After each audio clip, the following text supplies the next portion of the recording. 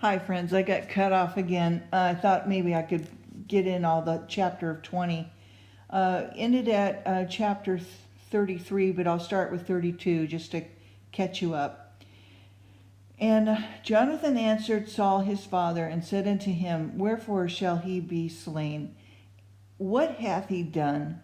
And Saul cast a javelin at him to smite him, whereby Jonathan knew that it was determined at his father to slay David. So Jonathan rose from the table in fierce anger and did eat no meat the second day of the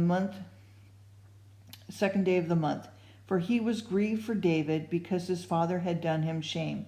And it came to pass in the morning that Jonathan went out unto the field at the time appointed with David, and a little lad was with him. And he said unto the lad, Run, find the arrows which I shoot. And as the lad ran, he shot an arrow beyond him. And when the lad was come to the place of the arrow which Jonathan had shot, Jonathan cried after the lad and said, Is not the arrow beyond thee?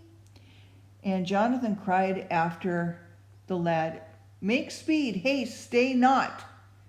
And Jonathan had gathered up the arrows and came to his master. But the lad knew not anything, only Jonathan and David knew the matter. And Jonathan gave his artillery unto his lad, and said unto him, Go carry them to the city. And as soon as the lad was gone, David rose out of a place toward the south, and fell on his face to the ground, and bowed himself 3 times, and they kissed one another, and wept with one another, until David exceeded. And Jonathan said to David, Go in peace, for as much as we have sworn both of us in the name of the Lord, saying, The Lord is between me and thee, and between my seed and thy seed forever.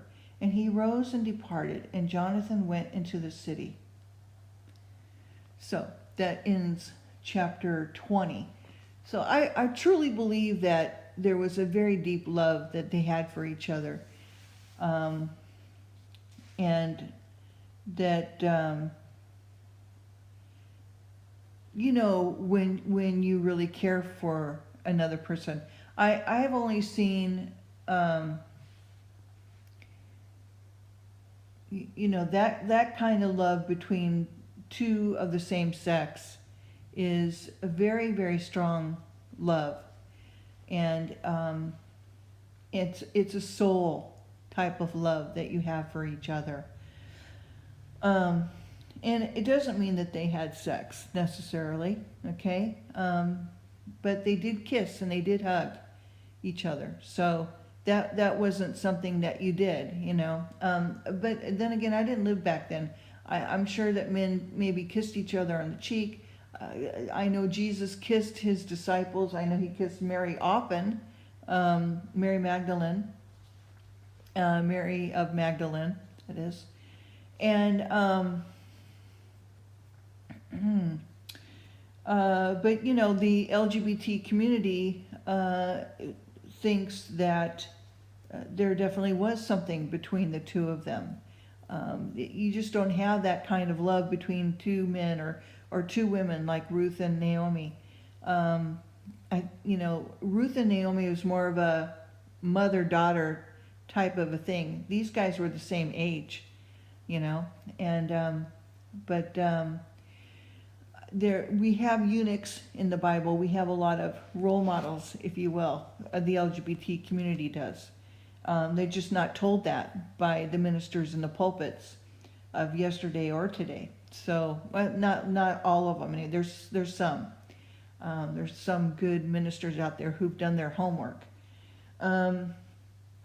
But anyway, so I just wanted to bring that up because there's not enough role models for our community.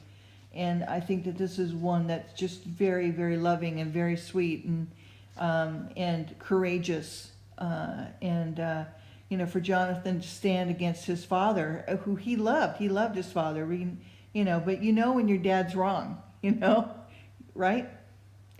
But yet you still love and you still honor your parents as much as you can, but you also do what's right. to help your father not sin and to help the one that you love.